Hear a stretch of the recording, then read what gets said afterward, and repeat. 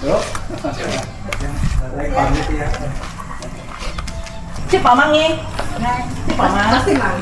Tadi kan ngikit lampung mau coba. Ini mau coba. Isi langfon. Oh. Langfon berapa? Habis makan bilang nggak makan dia. Jadi kita infon. Yidin. Ini ya. Satu kali dia bilang. Tiga tukar cantik di luar telepon mesin neototit. Oh. Jentit ha. Oh, kit nompan sao ke mau turun dah bukan nambah. Dia bercampur dah keluar bahasa dari. Ya, ada apa-apa. Oke.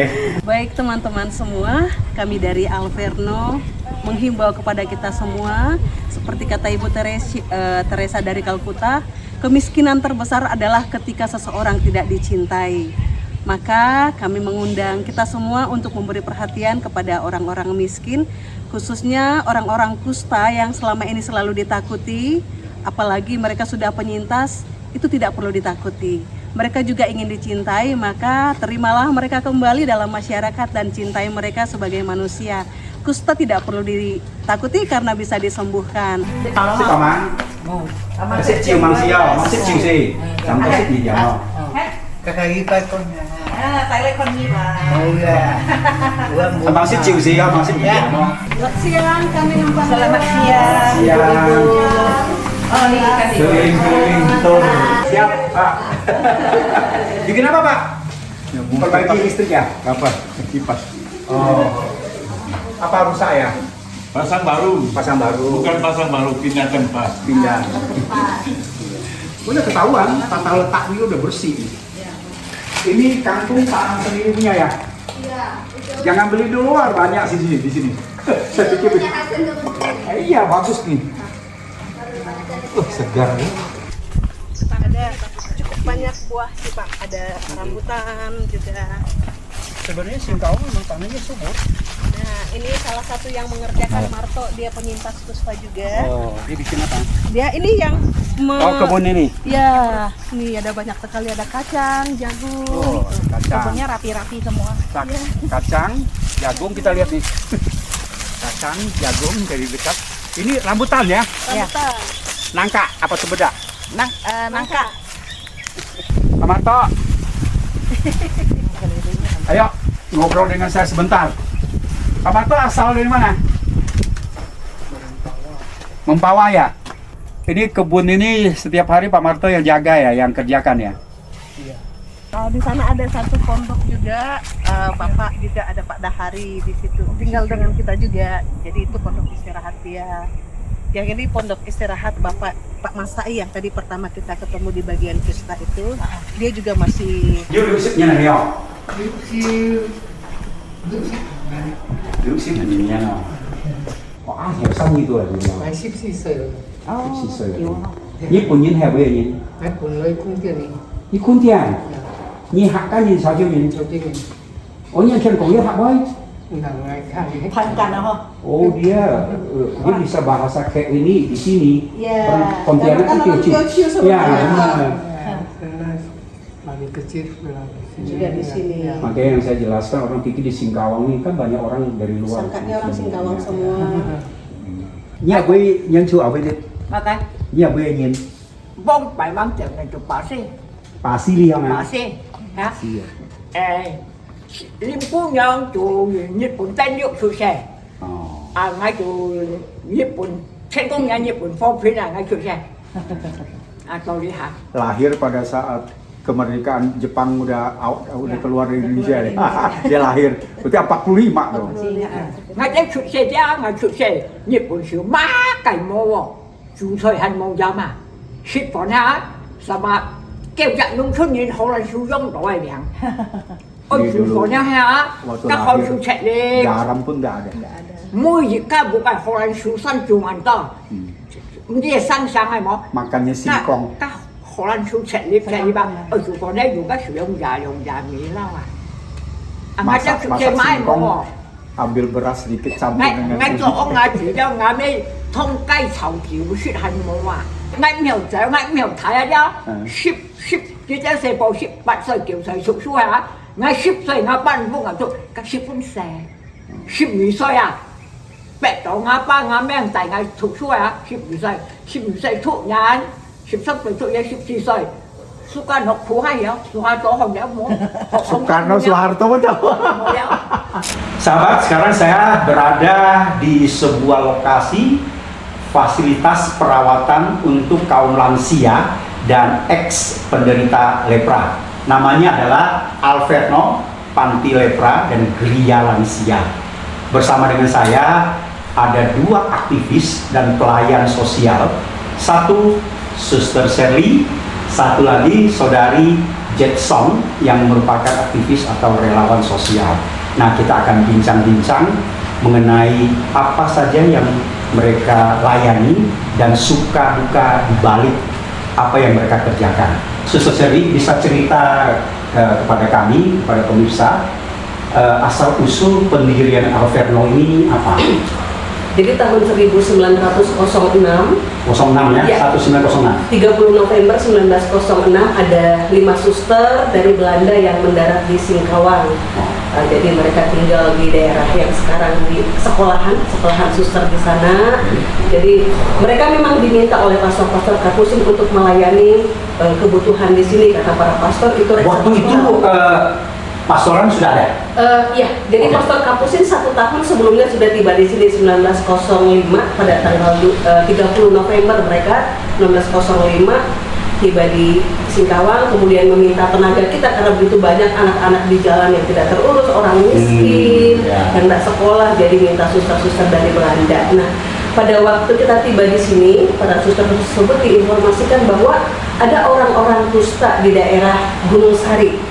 Kan terisolasi di sana ya. Dikucilkan gitu ya? Mereka melarikan diri dari situ, iya. kemudian lari ke gunung-gunung di sini. Sembunyi di sini. Sembunyi di sini karena juga tidak diterima masyarakat, jadi mereka sembunyi di sini buat pondok-pondok liputan di sini. Jadi kita mendengar informasi itu dan salah satu warisan tradisi Fransiskan adalah melayani orang kusta, dan untuk kami para Fransiskan, ya Bapak Fransiskus sendiri mengatakan orang kusta itu adalah orang miskin atau orang sakit dari Allah yang baik. Jadi melayani kusta itu adalah tradisi turun-temurun sejak masa Bapak Fransiskus sampai ke kita sebagai Fransiskus Saverius. Fransiskus Asisi. Asisi ya. Oke. Ya, yang tahun ini juga kita rayakan jubileum agungnya. Nah, setelah mendengar itu, mulai bulan Desember 1906, suster tuh bolak-balik ke sini untuk mencari orang-orang yang kusta itu tadi. Kemudian mereka mulai merawat tiap hari, begitu. Akhirnya dipikirkan susah kalau seperti ini.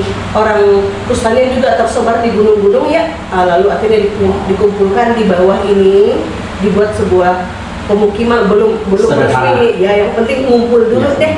Dipikir lagi bagaimana. Tidak ada klinik, tidak ada apa-apa, tapi sudah ada kapel kecil, kemudian oleh Pastor Beatus, pokoknya misionaris pada waktu itu dibangunlah sebuah klinik kecil pada tanggal 27 September 1917 diresmikan namanya Klinik Alverno. Jadi inilah cikal bakal sejak yang kita ingat sebagai pendirian Alverno, meskipun pelayanan sudah jauh sebelum itu. Oke. Dan itu khusus untuk yang kusta. Kusta ya. Iya. Oke, kita tahan dulu. Oke. Berarti waktu itu sudah mulai ada peletakan dasar Alverno ini. Betul. Nama Alverno itu diambil dari apa? Itu dari nama Alverna atau Laverna di Itali, tempat Bapak Fransiskus mendapat stigmata luka Yesus. Ya, jadi santo. Ya, dia menjadi Santo Fransiskus Asisi. Jadi Alverno itu cikal bakalnya dari sana. Pada masa itu sudah ada dokter belum? Di Singkawang sudah ada dokter, tapi dokter di rumah sakit umum. Di zaman itu sudah ada dokter Tiongkok dan dokter Belanda. Sejauh sejarah yang kami tahu sudah ada dokter pada waktu itu.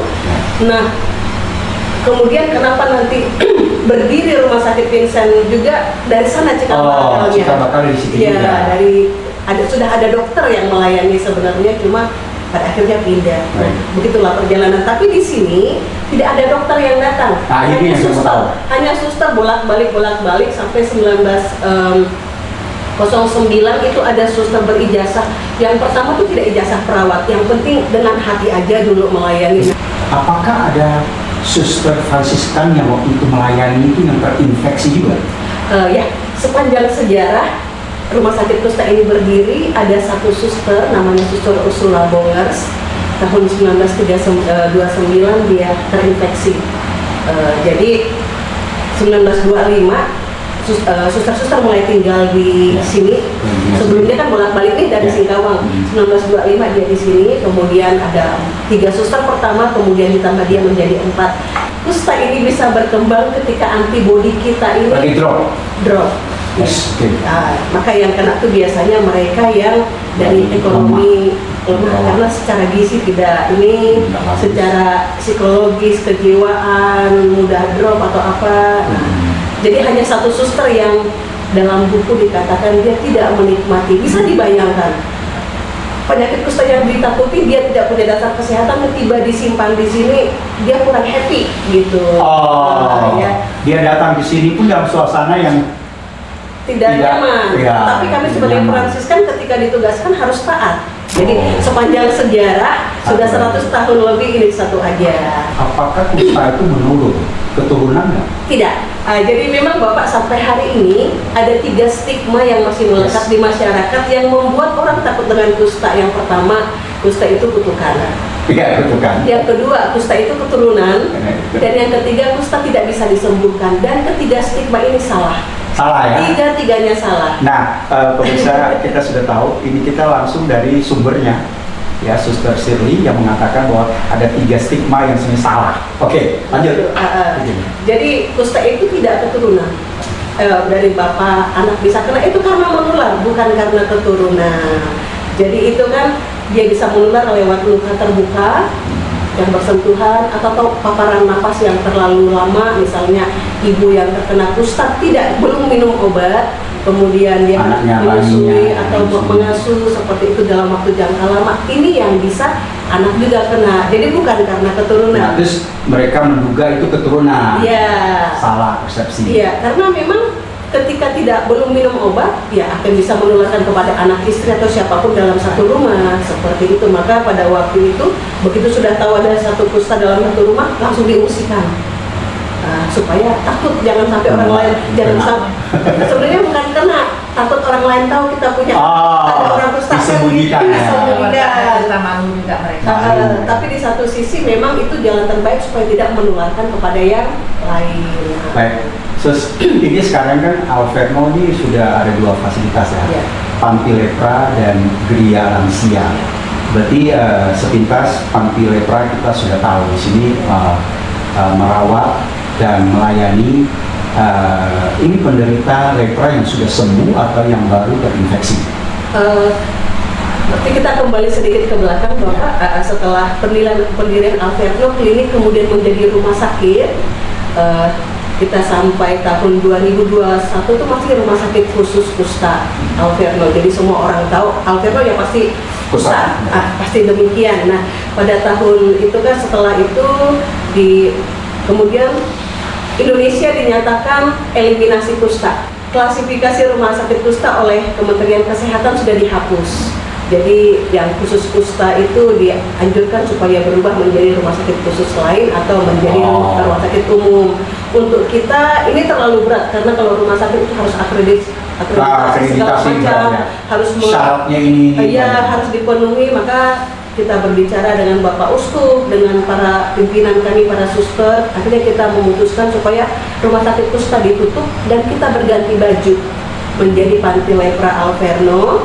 Pelayanan tetap sama, bahwa kita melayani mereka yang sakit maupun yang sudah sembuh. Nah, dalam perjalanan memang karena rumah sakit kusta ditutup, dan sekarang bila ada penderita kusta baru kita arahkan ke rumah sakit atau puskesmas, di sana obat sudah tersedia. Jadi mereka ke sana dulu, kalau perlu pelayanan lanjutan silahkan datang di Alverno. Baik yang masih aktif maupun yang sudah ex-kusta, jadi silahkan datang di sini. Baik yang aktif maupun yang sudah sembuh, silahkan datang di Alverno. Yang penting sudah dapat obat dulu dari rumah sakit atau puskesmas, jadi silahkan datang di sini. Jadi mereka itulah yang kita rawat di sini yang lepra. Nah, dalam perjalanan kita melihat para penyintas ini juga sudah semakin tua, gedung kita masih sangat banyak. Kita mau apa?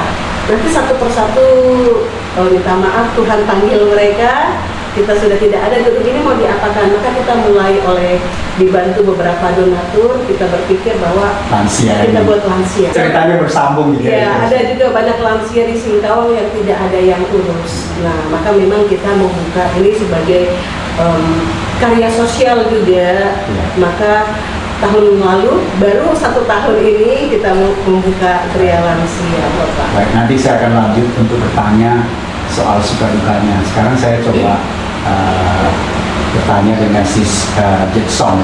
Ini hubungan dengan suster ini sebagai mitra atau kenal dari mana? Kalau dikatakan mitra juga sus ya. Kita kenal karena pada waktu itu sebelum Gria Alverno ini lansia dibuka, saya sering mendapat titipan dari donatur agar memberikan sumbangan sini saja. Iya. Jadi sering saya antar. Awalnya sering menyerahkan titipan dulu. Iya, Oke, terus titipan donatur. Jadi waktu itu kenal suster, bincang-bincang. Kan pernah kita tanya sus ya, sus ini kan kenapa nggak dijadikan panti? Suster langsung bilang, Oh.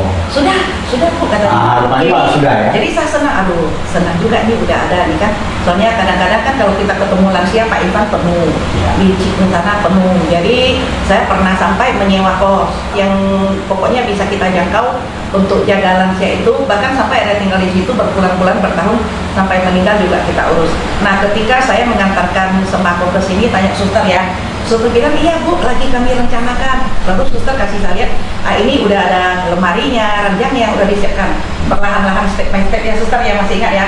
Jadi saya ya doalah, kita sebagai orang Kristen kan berdoa Tuhan semoga banyak donatur yang bisa memberikan apa untuk segera dijadikan ini bakti kan.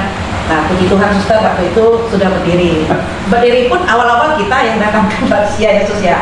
Saya datangkan lansia ke sini untuk mereka di sini. Awalnya sih begitu. Jadi rupanya tidak serta-merta langsung connect gitu ya, tapi ada proses, kemudian sudah menjalin seperti ya hubungan kerjasama gitu ya. Ya. Ini kan relawan kan? Relawan, jadi mungkin panggilan hati ya. Ya, Ini panggilan, ya. ada cerita. Saya pada tahun 2005 saya pernah ditawarkan kerja sebagai translator untuk orang Cungkok kan, keliling Indonesia. Nah, ketika saya sempat ke Papua di Timika kerja, saya melihat banyak yang terlantar, ada yang sampai dikerumuni lalat, sakit. Aduh, saya bilang, semoga pemandangan ini tidak ada di sini. Ini sudah kayak suster nih. Dalam hatiku ya, kita lihat, aduh jangan begini, ke tempat lain lagi, kok begitu banyak ya, kenapa tidak ada bantu. Jadi itu sering muncul di otak saya. Nah, pada waktu saya sudah tidak bekerja lagi dengan perusahaan itu, saya pulang.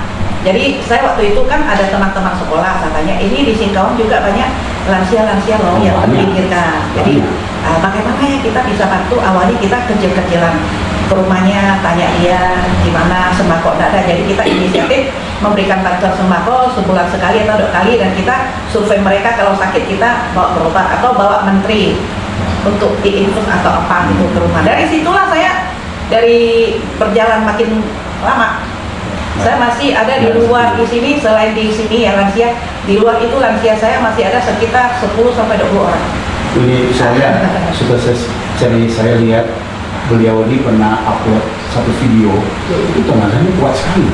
Dia bisa menggendong satu ibu loh segala. Iya ya, tinggal di sebelah sana juga lansia. Oh, udah masuk sini ya? Bukan, dia di Gunung Sari sebelah sana. Oh, saya ingin tanya, Sus, dengan ada relawan seperti Ibu Jackson ini, kemitraan ini katakanlah begitu ya, suster merasa terbantu nggak?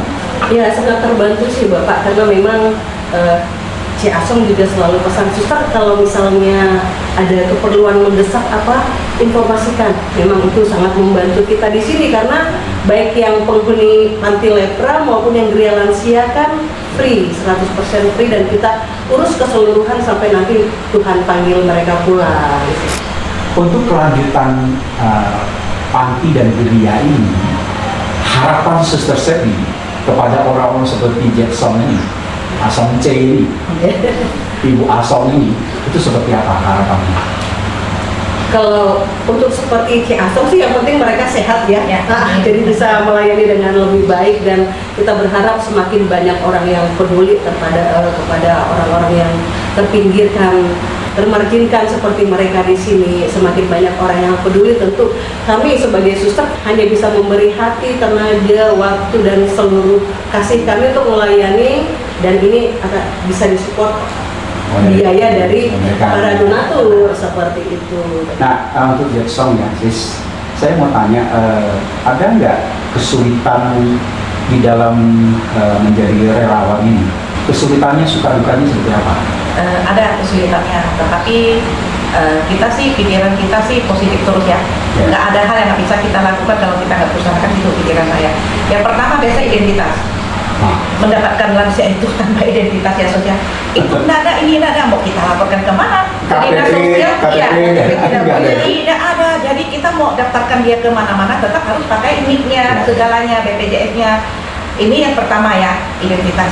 Yang kedua, memang itu donatur. Kadang donatur kita yang rutin ada, yang rutin ya, dia tiap bulan ada memberikan kita ini, jadi kita bisa ngalirkan ke tempat-tempat yang membutuhkan. Jadi biasa kita sih lewat video kita kirimkan langsung, nah kita jelaskan langsung di video begini-begini. Nah begitu barang sudah sampaikan, kita juga video lagi untuk mereka agar memberikan suatu tanggung jawab kepada mereka bahwa ini loh yang kita selesaikan. Biasa sih begitu. Ini dua sih. Terus pernah nggak mengalami dibully orang, orang sinis mengatakan, gue cari uang aja gitu, ada gitu? Ada, sampai saya sorry, pernah, ini kata-kata yang saya close aja. Udah, sampai saya muka saya tapi badan saya dianjingkan gitu. Dibikin anjing tapi muka saya ini loh yang sering pura-pura baik sama orang. Ini ada, tapi ya udah biarin aja. Kita sih is okay ya.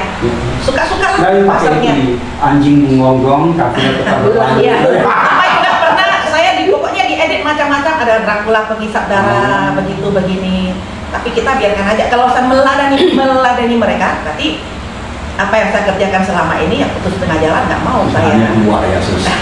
Ya, kita yang tahu, Tuhan yang tahu. Ya, itu aja. Selesai kita barusan mendengarkan ya apa yang dihadapi dan kesulitan yang dihadapi oleh Sis Jackson. Nah, dari sudut Suster Sherly di dalam melayani di sini Panti dan Geria ini, ada kesulitan apa yang dirasakan? Kalau dari kita sendiri, dari para susternya, sesungguhnya kita sudah melayani dengan hati, dengan segenap hati kita, dengan sangat happy kita melayani di sini. Tapi tentu kami punya keterbatasan seperti tadi saya ungkapkan. Seluruh penghuni di sini itu adalah free. Gratis ya? Gratis. Sehingga tidak ada pungutan bayaran wajib harus berapa setiap bulan, itu tidak ada. Dan mereka dilayani oleh karyawan yang full time ada 13 orang, kemudian ada yang part time itu 5 orang, dan kesulitan kita tentu dalam operasional dan penggajian dana operasional untuk mereka. Jadi kalau kita mengalami kesulitan juga karena keterbatasan tenaga kita, mau menambah harus mikir dana, bisa enggak gitu.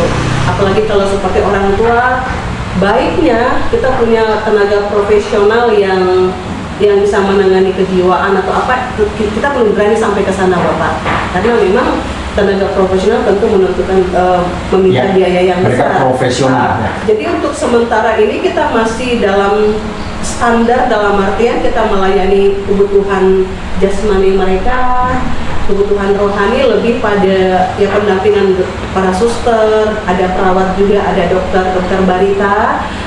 Dia sukarelawan di sini, jadi beliau rutin datang di sini. Dokter Barita juga di sini? Masih melayani di sini. Sebelumnya beliau kan direktur rumah sakit Kusta.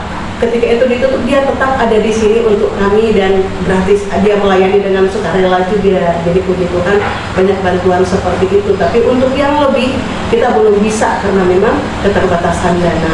Jadi yang kita bisa sekarang ya melayani secara jasmani, rohani dalam artian kalau untuk sembahyang ibadat apa itu ada, kegiatan bersama itu ada, tapi untuk lebih dari itu kita masih belum bisa. Berarti tetap juga ada kesulitan ya, ada keterbatasan di situ.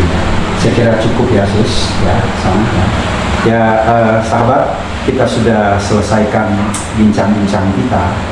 Ternyata mengelola panti dan geria ini tidak simpel, terutama ada masalah finansial operasional. Karena panti dan geria ini menerima orang yang dirawat di sini gratis. Jadi gimana membiayai segala macam pengeluaran setiap bulan? Kalau Anda ada hati, silakan menghubungi ya. Ini bukan promosi, bukan iklan, tetapi adalah sebuah kepedulian. Ya, sampai jumpa di lain episode.